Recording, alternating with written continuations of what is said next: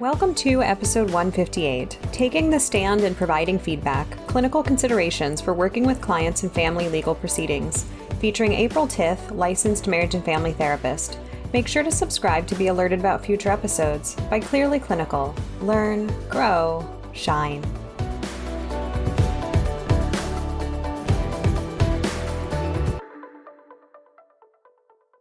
Hello to our listeners. My name is Beth Irias, and today I am joined by my dear colleague, April Tith. She is a licensed marriage and family therapist, and she has spent her career working in community mental health and also now works in the court system in California through Los Angeles County.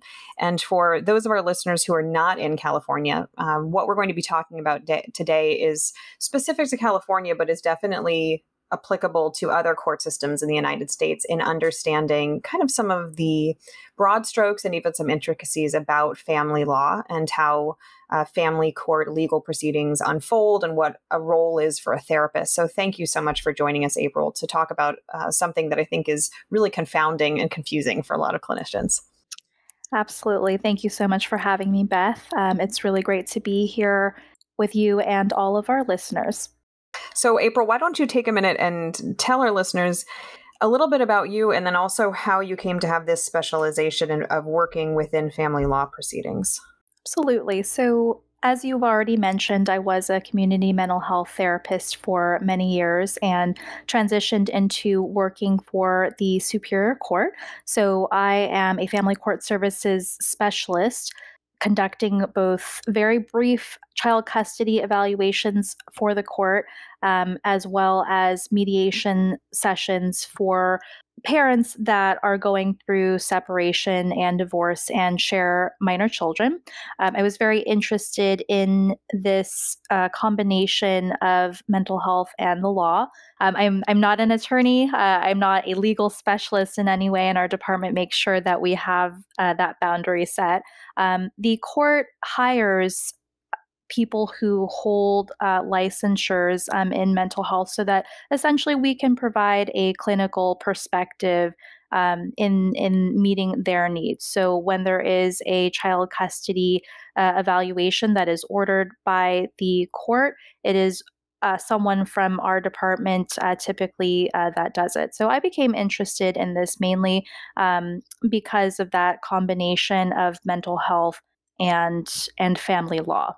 You're already saying words that for the average clinician are intimidating, like Superior Court.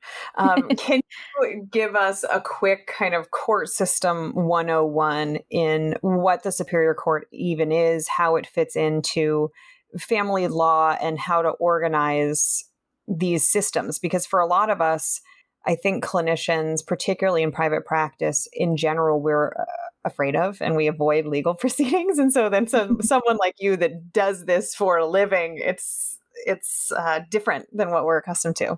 Sure. And I will say that part of the reason that I felt as though an interview like this could be helpful is because I really wanted to take what I've learned from my job and not focus on my job, but really think about what could have been helpful for me as a newer therapist. Now that I hold this position, I still connect with therapists through the job and doing child custody evaluations. Many times I am reaching out to families that work with therapists as part of my custody evaluation.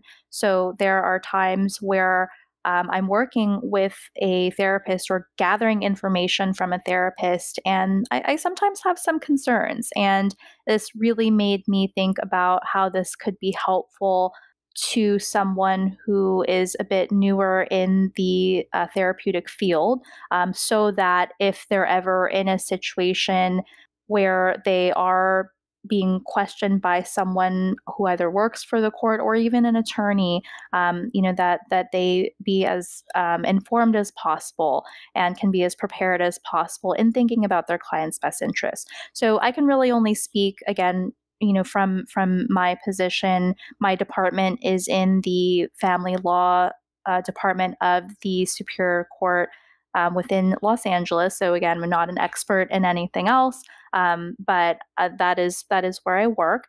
And essentially, if you are a parent who is going through a separation and you share minor children with another parent, you end up filing to either go through a separation or divorce, and this can lead to many different kinds of proceedings. Where I fall into this is if there is any sort of dispute regarding custody and visitation for a child.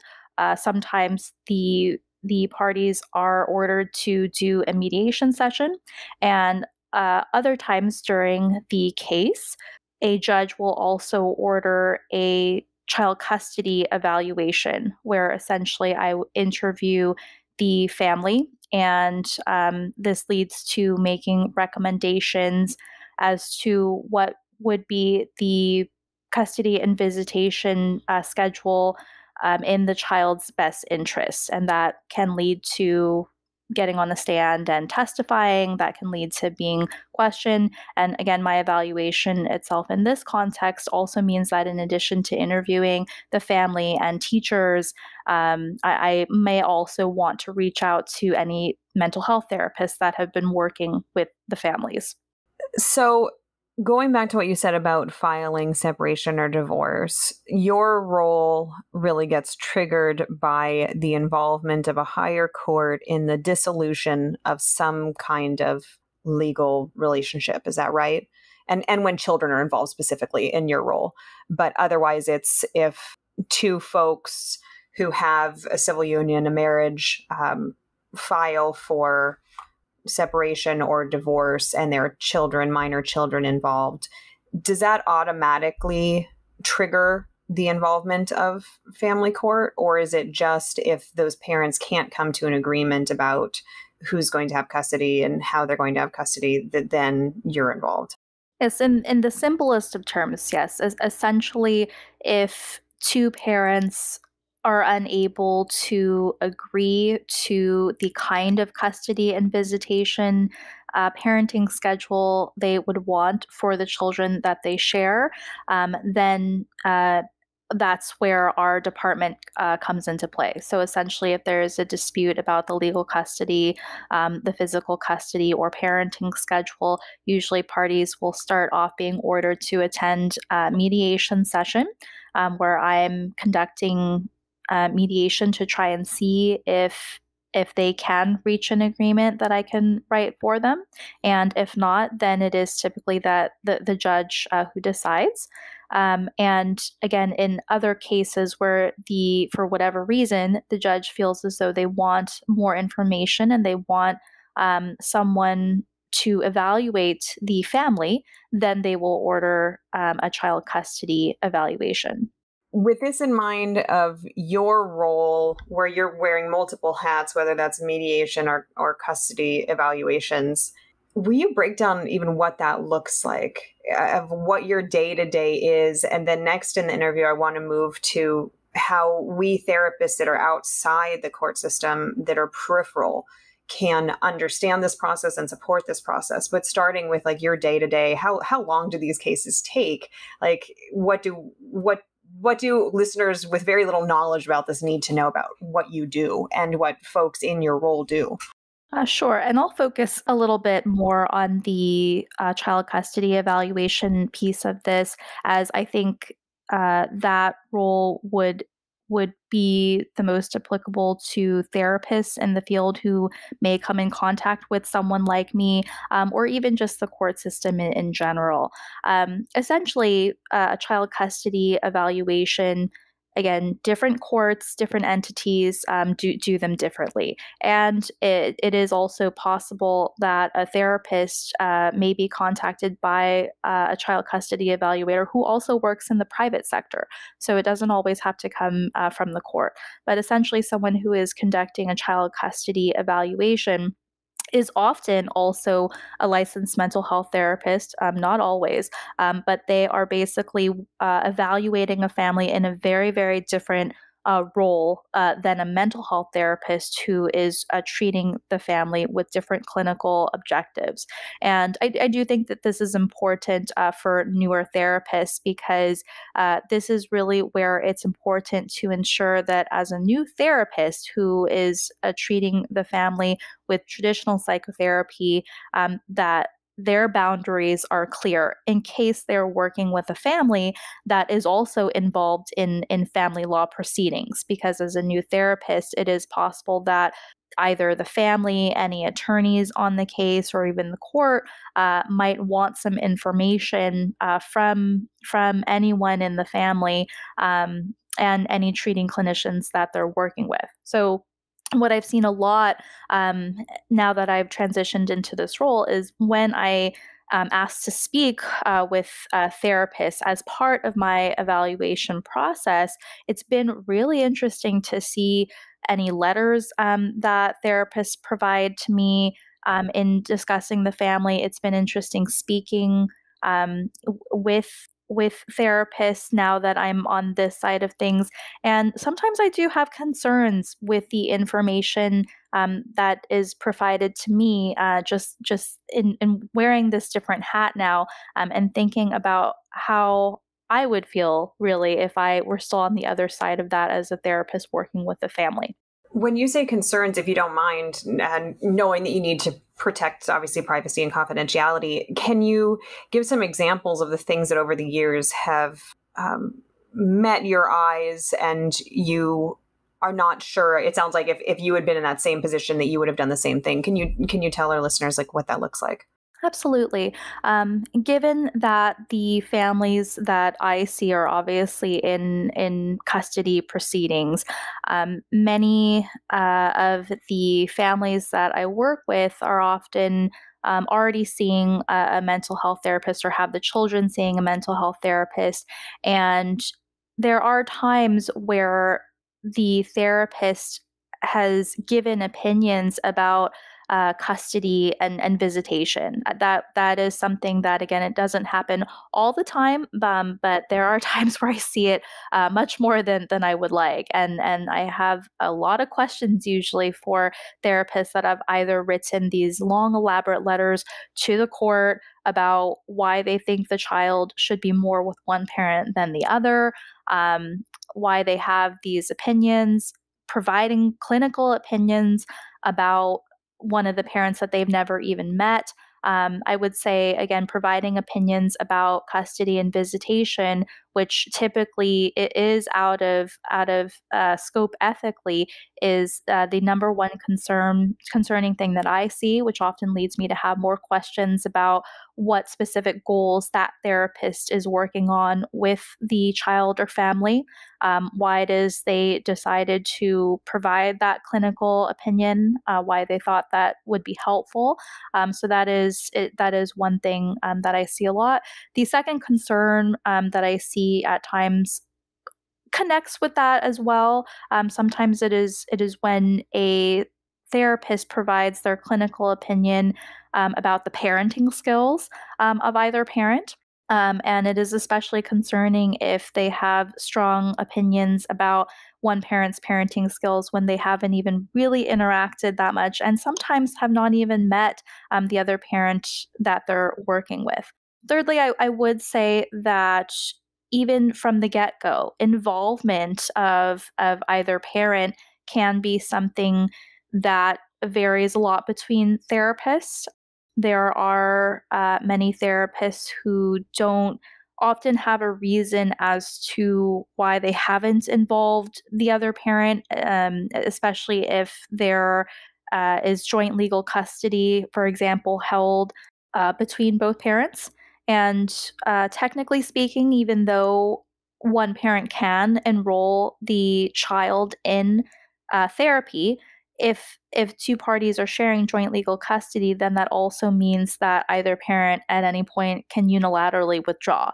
And so sometimes I do just have questions for therapists that really focus on how they came to the decision to either involve or not involve parents as well. To kind of restate what you just said, it sounds like sometimes you feel that therapists maybe are starting to transition, I guess, in the hat that they're wearing. And for you, you worry about the ethics of it because now they've gone from providing a mental health service to potentially veering into a lane about having a formal opinion that could have a huge influence on the outcome of custody evaluations. What's your advice for those clinicians? I mean, I'm thinking for me as an adolescent and young adult therapist, I'm certainly thinking of situations where things between parents have potentially gone to separation, divorce, and then thinking about my role in it. And there are some times where I have perhaps less of an opinion, and there are other times where I have a really strong opinion about who I feel would be a better parent given the situation. How do you recommend therapists think through that and decide what they're going to do? Because I would imagine also therapists are getting a whole lot of pressure from one or both parents to involve themselves in the situation. So there's a sense of perhaps obligation and confusion of how to handle it when a parent says, well, you know that this child should stay with me and you know that being with that parent would be bad and blah, blah, blah. And you're like pinned up against a wall as a therapist. Absolutely, most definitely. And that is where the boundaries and ethics of this from the get-go are most important. So not only from the second that a therapist meets a family, but also making sure that they're constantly reassessing this situation as the therapy progresses. So to start off, if the therapist has been informed by the parties that there is court involvement, I would definitely encourage that a therapist ask as many questions as possible about what kind of court is being involved, because there are many courts outside of family law that could be involved here. Um, Essentially, if the family is going to expect that they're going to need to provide any sort of letters to court, that would be really important for the therapist to not only ask, but also think about beforehand as far as where their boundaries lie in terms of even writing those types of letters, whether they have the capacity to do that, whether they are providing the kind of treatment that would be indicated for that. Um, and then also ensuring that if a family is coming to them with a court order indicating what kind of therapy they should have, that would be very important too. So this is where the assessment piece, and I'm sure you have many other amazing podcasts that talk about assessments and making sure that our documentation, as any therapist knows, is crucial. It would really be an important baseline question for any assessment as far as court involvement, whether they are court ordered or court mandated, and if in family law, if the court has provided any specifics with regards to what kind of objectives they should be working on, who should be involved in the therapy, whether it should be conjoint family therapy or whether this is therapy for the child. These are just some questions that I would encourage any therapist to really become familiar with, to ensure that at the very least they have a foundation for that. They understand if this is potentially going to be a therapy that they can even provide for the family. Because if the family is coming to them with a court order indicating that they need a very specific kind of therapy, such as reunification therapy, for example, which essentially is something that the court sometimes considers if there's been an estrangement, or maybe a parent that is less bonded with the child or hasn't had as much time with the child, or there's been a rift in the relationship.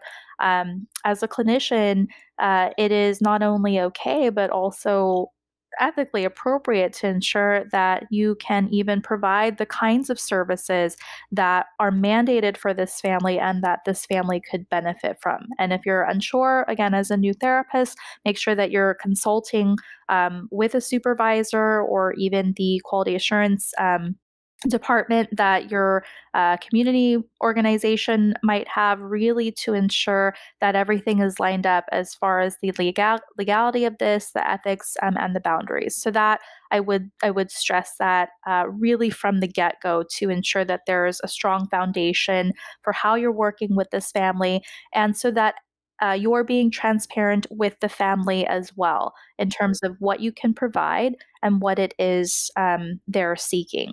I know some clinicians in private practice who, in general, have a policy, even in their informed consent, saying, I won't involve myself in legal proceedings, basically, unless I'm legally required to. What's your opinion? And granted, again, this is just an opinion from your particular role through your experience. What's your opinion on that? And I'm curious, like, in general, do you err on the side of clinicians not involving themselves unless you're actually seeking their involvement, which is a different thing than writing a letter and kind of putting it out into the universe before they're even requested to, versus you engaging with them or someone in your role asking for feedback?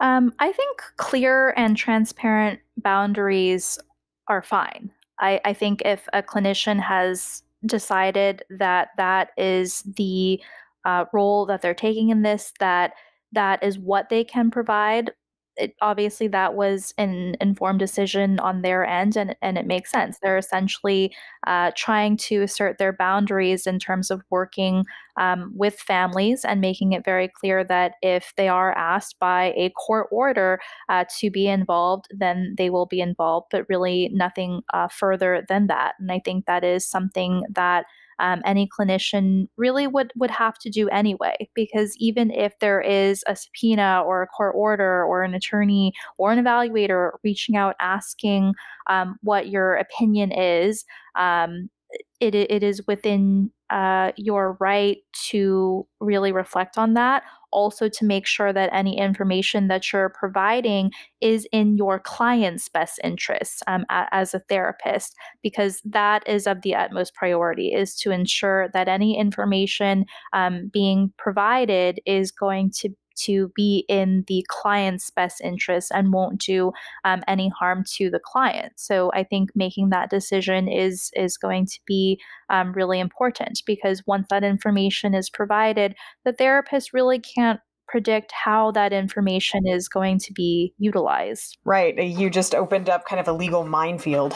And thinking about how, for clinicians, for example, in deciding what records to release, many states provide clarity about, you can just provide a summary or you can decline records release in certain circumstances for XYZ reason.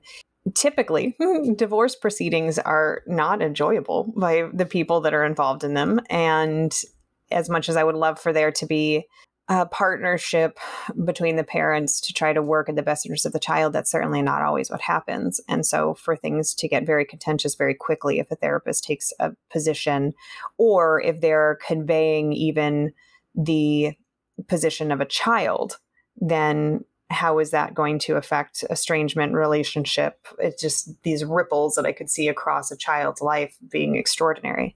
It is really important, definitely, to ensure that those roles are clear. I would probably add that I would say to one of the red flag concerns that I will sometimes see as far as a therapist speaking on behalf of any of the family members. There are times where I've interviewed therapists either telephonically or even via email, or reading this through, again, documentation that they themselves have submitted to the court, where there really isn't a distinction between their clinical opinion versus what was stated in a therapy session. And I do think it's important to ensure, again, that a therapist is really thinking about the implications of simply just relaying what was stated in a therapy session or what's been going on in therapy, versus how they are conceptualizing this case, how are they conceptualizing this family, and what their actual clinical opinion is in working with this family. There are times where, again, I see that that line is really blurry, and I do think that that can have really concerning implications, for the case. And I don't know if the therapist is even really aware of the fact that they haven't made that distinction. I do think, again, most therapists are trying to help. They want to provide as much helpful information as much as possible. But I do think it would be in their best interests as well as in the family's best interest to really make sure that they're understanding their role in that. Right. So to recap what you've said from the get-go, from assessment, making sure that you're asking questions to let you know who has custody, how the custody arrangement is working out, if there are concurrent family law proceedings, but also this idea of being very clear in your role. So if you are simply asking or acting as a therapist to provide, we'll say, services to one or more sibling sets, that I would imagine at the point you're giving an opinion, your role has just shifted. Now you've stepped into an evaluative role, which you may or may not, I guess, appropriately hold, because then you have a dual relationship. Correct. And yes, the lines can be fuzzy, right? As far as providing clinical opinions as wanted by the court. Um, Again, it's not to say that a therapist cannot do that. Sometimes, again, this is helpful information. It's information that the court needs.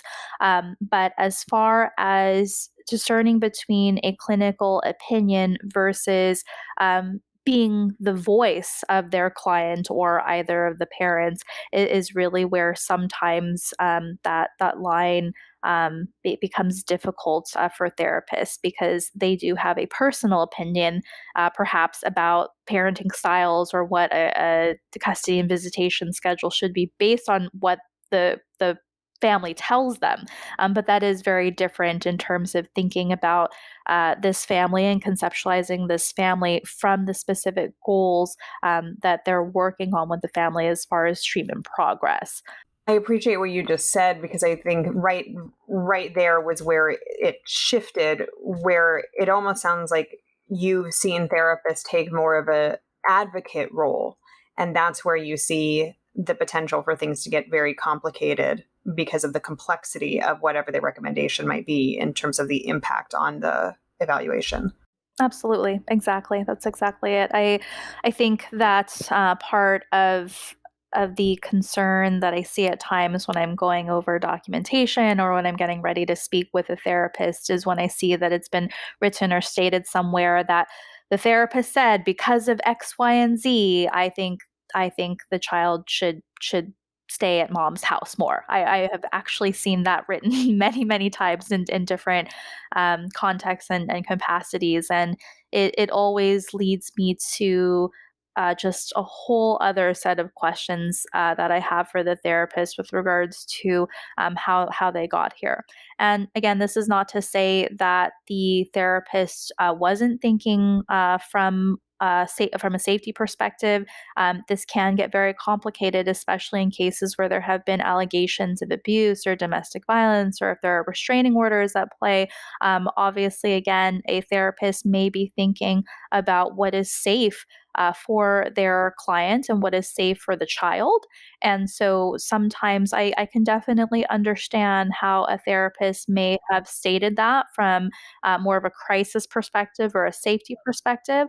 But again, it is complicated for the therapist because I think what they sometimes don't know is just how complicated and complex their family's legal case is. And so this is where things get a bit complicated for the clinician because again, I understand that they probably are trying to ensure that their child and family and whomever they're working with are staying safe in this sort of situation. Complicated work that you do. So let's pretend you don't have a letter. You haven't gotten any input from a clinician, and it comes to your attention. So to walk our listeners through the process, mediation is done prior to court proceeding in an attempt to try to sort out kind of what the agreement is. And then if that agreement doesn't come, then it could go to you, to someone who's doing an actual evaluation of custody and saying, okay, if you all can't come to an agreement about this, then I'm going to step in, or the court's basically going to step in to try to issue an opinion to help guide what the judge is going to do. Is that right? That's a possibility. The evaluations are not always ordered. And again, as far as the court's decision to order an evaluation, it can happen at various times during the case. So I can't really speak to that. But yes, there essentially are times where the judge perhaps wants more information from the family, and then will order for someone in family court services essentially to do a child custody evaluation, or also a private evaluator as well. But essentially, a custody evaluation entails me me speaking with parents on both sides, speaking also and interviewing the child, conducting observations so that we can see the children with each parent. And then also, again, if possible, making sure that there's time to speak with teachers and any therapists and any additional family members that may have a perspective on the parents and their co-parenting dynamic. Out of curiosity, are you in your role given a timeline where it's, hey, April, you have this much time to do this, where you need to do all of these tasks and then regurgitate all this information to create your opinion and recommendation to the judge? What does that look like, just so that clinicians on the outside can observe, like, this is what's happening behind the scenes when evaluator reaches out to you? Yes, specifically for the superior court, one common type of custody evaluation that we do are 1 or 2 day parenting plan assessments, where there isn't that much time. They are limited in time and scope to either essentially that half a day, or that 1.5 day process. Obviously, there's a lot of work that we do on outside hours. I think it's helpful for clinicians to understand that this is a really brief process then that we're talking about, where you need to get as much information as possible to make an informed decision, because you in your role appreciate the impact that it's going to have on a child and a family system. That is fast. A day or two is fast. So does that mean if a file lands on your desk and it's your responsibility to have this role, and you call a clinician, as you and I are interviewing this, we're in 2022, and goodness knows that we are in a mental health crisis, and we have clinicians that are, whether they're in private practice or in community health organizations or whatever type of context, really overwhelmed. What happens when clinicians don't return your call? Do you nag? Or do you say, I'm not going to get that opinion? I'm just curious. Great question. It just depends on the situation. The court really tries to ensure that the parents themselves have already signed a release of information on our end, so that that's something that we can provide to the therapist. So I do. I don't want to use the word stalk, because that's not that's not accurate. But there are times where if I don't have a therapist's phone number, or the parents don't have the therapist's emails, I will try to find that therapist, and just so that I can provide them with the context, provide them with the authorization, provide them with the ability to also provide me with an authorization, just in case a one-way release of information is not sufficient for that therapist. Even though the parents have signed it on our end, I do always try to make sure that there's as much time as possible beforehand, and just time to set aside to see if we can spend a couple of minutes speaking. So again, we do what we can, but if the evaluation is limited in time and scope, that is something that we clearly reiterate to the court. So I will state, what my attempts were, and also the timeline of it, also that the court is aware of it. But obviously, again, it's always really helpful if I think that maybe a therapist has a helpful clinical perspective about their work with the family, not just in terms of their work with the child, but also of the co-parenting dynamic between the parents. So it's always great if I can at least connect with the therapist. And at least, again, for my role, I always reiterate to the therapist that anything that we discuss, anything that we discuss might get discussed in open court, so that they understand What that means, I would definitely suggest for a therapist who may be feeling really overwhelmed by all of this that they ask as many questions as possible of whoever is reaching out to them so that they can decide what's best for them in that regard. And again, I can only speak from my role as a mental health, as someone who holds a mental health background but is working as a child custody evaluator.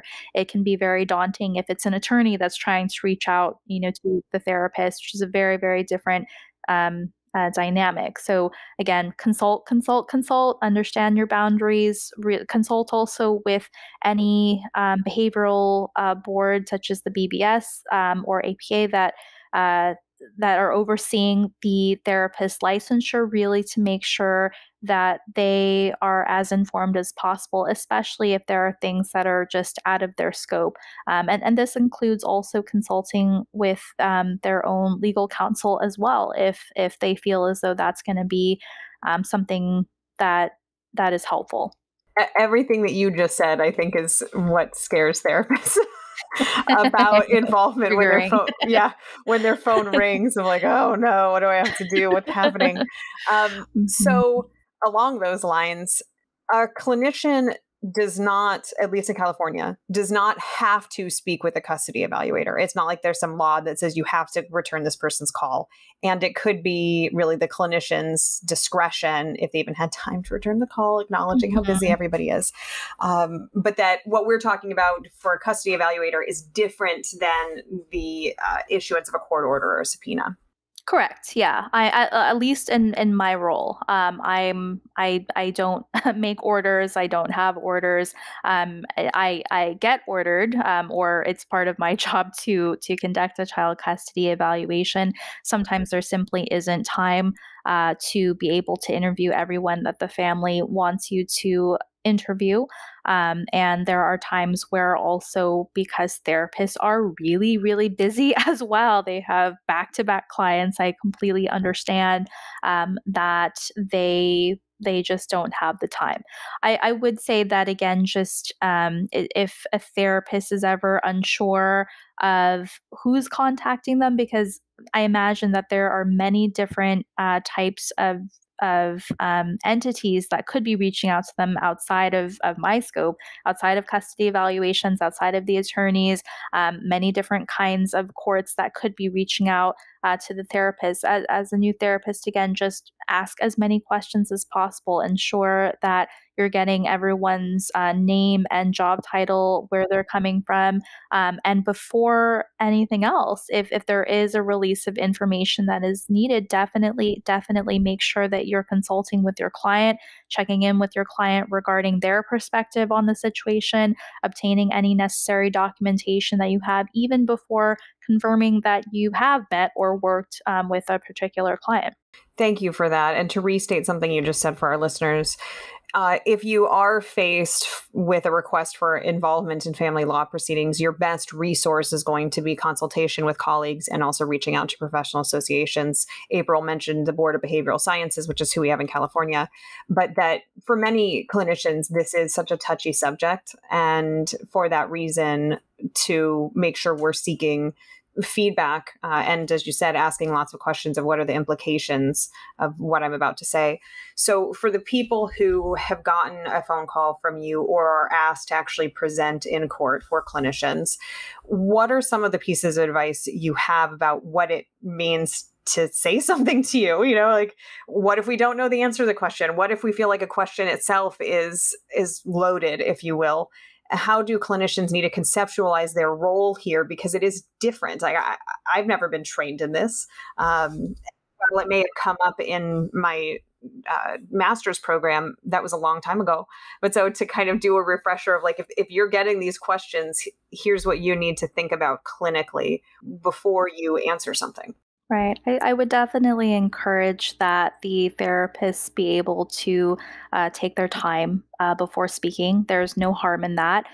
Because really, again, this is thinking about what is clinically appropriate and in the best interests of your client, which again may be different from the court's expectations or why a custody evaluation is happening. Again, you are just one piece of this puzzle, and you are working as a therapist with a family for the specific treatment objectives that you have for them, which may be completely different, unrelated, or only one small piece of whatever it is they have going on in their legal proceedings. And so, really, again, you can only speak to that, and it's okay if you can only speak to those things. So, I would definitely encourage that therapists really think concretely before answering, really thinking about the facts at hand, and the facts are essentially how long you've been working with a family, how they came to see you, reason for referral, how many sessions that you've had. A lot of times I'll have questions about the kind of therapy sessions that you've had. And again, this just comes from our lens, because if we're working from more of the family perspective, then I'll usually want to know a little bit about both parents' involvement. So that's why I tend to ask questions like that. So a therapist may also want to again ensure that there's clarity in terms of the kinds of sessions that they're having, why they're having those types of sessions, and why they were having those kinds of sessions in the first place, specific treatment objectives, so that it's clear as to how you're working with the family, why you're working with the family, and what progress has been made in these specific objectives that you have. Because remember, the objectives that you have are different potentially from a custody evaluation, and so that at least in some way can clarify what your role is. Just like if you were educational staff, working with the family, obviously your role is very specific in terms of the student that goes to your school. It's really not that different. Again, you're the therapist working with a family, and so you can answer questions to that. And if there's a question that you don't know, it is absolutely okay to say you don't know. You can absolutely ask for a question to be rephrased or clarified. Because the reality is that you're uncertain, and that's okay. It's really not in the client's best interest to um, make something up. It doesn't it really wouldn't benefit them if you were answering something with a response that you were actually kind of unsure about. So there's really no harm in saying that you don't know something if that truly is the case. Thank you. When you and I had talked about this topic previously, one of the things you had said was that a clinician should never feel like they need a guess. That what they should be reporting should be really fact-based, and that you should never guess, and that it's okay to punt the question and say, I don't have an answer to that, or can you rephrase it, so that you don't wind up, I guess, creating a lack of clarity around a question that's being asked. Right, and this may be more of a tip too, if they're ever talking to an attorney, for example. And again, I'm not an attorney; that's not my role. Again, we all have different objectives, but an attorney is working for either side of the family, right? And so their objectives may be very, very different from a child custody evaluation. They're not necessarily working for the court. And so they may be wanting specific information that potentially could be assisting whatever case they have and whatever case they're trying to make. And so it is possible that therapists can get really overwhelmed with complex questions from attorneys, with closed-ended questions versus one that provides them the ability to openly respond. And so it's absolutely okay for a therapist to set that boundary in case they really don't understand the question, or feel as though their words are being twisted, or how they're answering is not coming out in the way that they would like it to. It's okay to take a breather there, and just state that they're either unsure, or they need some time to think about it. Again, I can't speak for all these different contexts. Obviously, it's different if a therapist is ever in a court proceeding or on the stand, but that is also really where it's okay to set that boundary as well. You only know what you know, and I definitely would again just ensure that they're prepared with the information that they do know down to the basics in terms of, again, how long you've been working with this family, why you're working with this family, what kind of progress that you've made with the family, if there are safety or risk concerns that you have, things like that. Thank you. So again, if an evaluator asks a question or an attorney asks a question that the clinician doesn't feel comfortable answering, it's okay for the clinician to say, I don't have an answer to that question. Because I think one of the things that I've seen and I've heard before, clinicians in general, I would say, are really creative thinkers, and we are linking information. That's part of what we do, is we take information from the past and look at what's happening in the present and then make interpretations as part of our work. And that's all well and good, but perhaps not on the stand. And and that goes for me as well. Sure. Yeah, to remember to answer only the question that's being asked and to really keep your eye on the prize. Right. And this is really where this clinical loop comes in, right? Because let's say you've been in a situation where your records have been subpoenaed. There's again documentation out there, and let's say you don't know the answer to a question, and someone is like, well, okay, well, what about when you wrote here in this note X, Y, and Z, and now you're saying blah blah blah. This is where, again, you're the holder of this information, right? You're the clinician.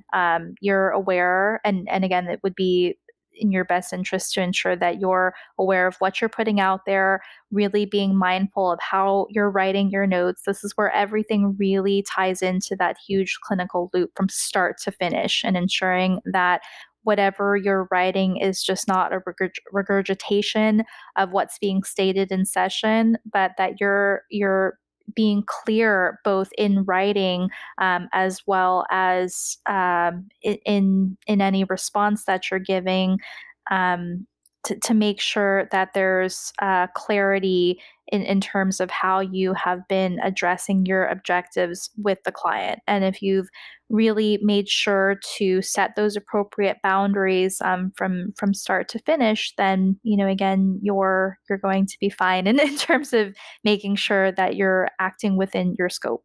So to piggyback on what you just said, my next question, if a clinician is going to be on the stand, what does that even mean? I can only speak from how things are when I am on the stand, but there's definitely a lot of crossover. So as far as basic tips, just for anyone on the stand, that essentially means that you're, for whatever reason, in a court proceeding, maybe you've been asked or ordered to testify in court, and I think the same tips and strategies really apply on both ends. Really ensuring that you are, as you've already mentioned, answering the question at hand. And I will stress this because the question at hand is sometimes very complex, very long. A really, really long sentence can almost seem like a question and a question, depending on who is asking that question, and potentially meant to confuse you or meant to seek a certain kind of answer that the interviewer is asking. Again, not to say that this is from the custody evaluator, but like maybe from an attorney, for example. Right. And that is really where, again, you can take your time. You can ask for a question to be rephrased.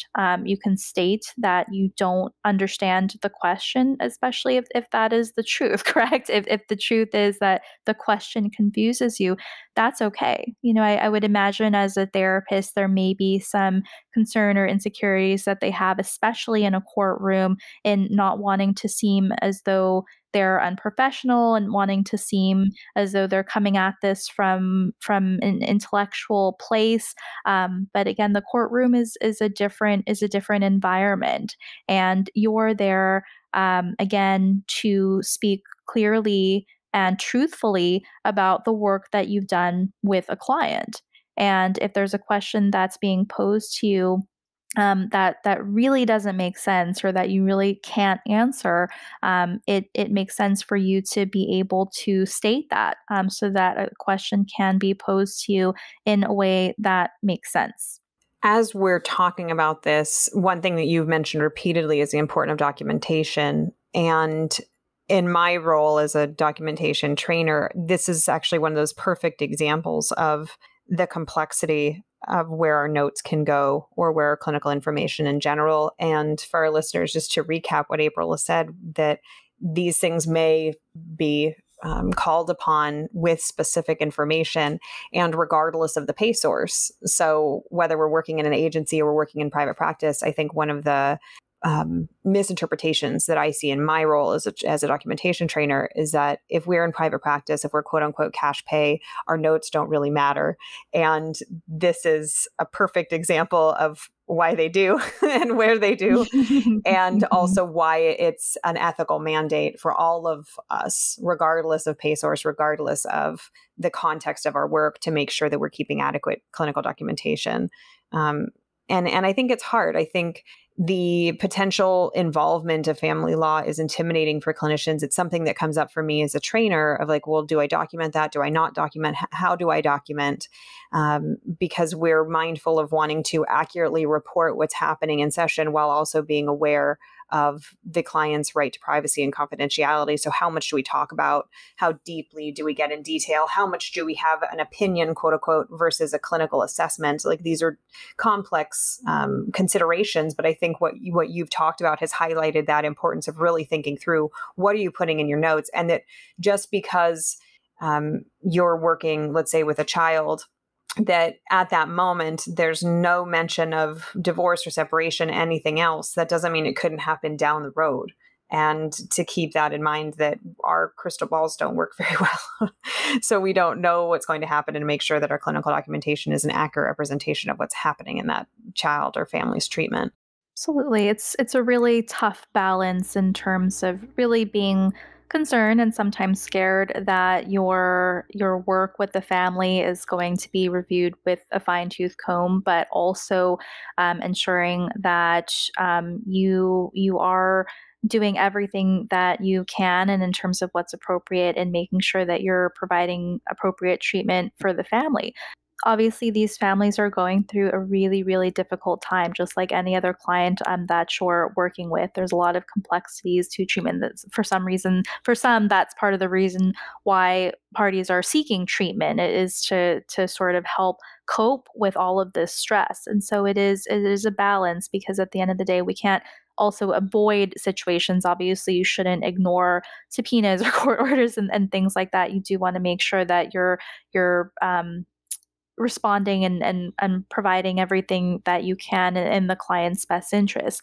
But it can take some practice and lots of supervision to really understand how to appropriately write notes, really figure out what makes sense as far as to include and what to exclude, and continuously making sure that you're learning how to conceptualize the case and assess your own work with the family and the progress that you're making. The other piece that I've been thinking about while you've been speaking, and this is not something that is a focus of this interview, but I just want to toss it out there for our listeners too. April and I are talking about a clinician's involvement in the actual court proceedings or in custody evaluation, which doesn't say much about your expectations and requirements for your own procedures if you're a private practice therapist. So, for example, do you have in your informed consent, do you review with clients that, as a rule, you don't involve yourself in court proceedings unless you are absolutely mandated to do so, for example? What about setting fees? Everything April's talking about, that's going to take time. So if someone like April calls you and then you're on the phone with that person for 45 minutes, what happens that 45 minutes?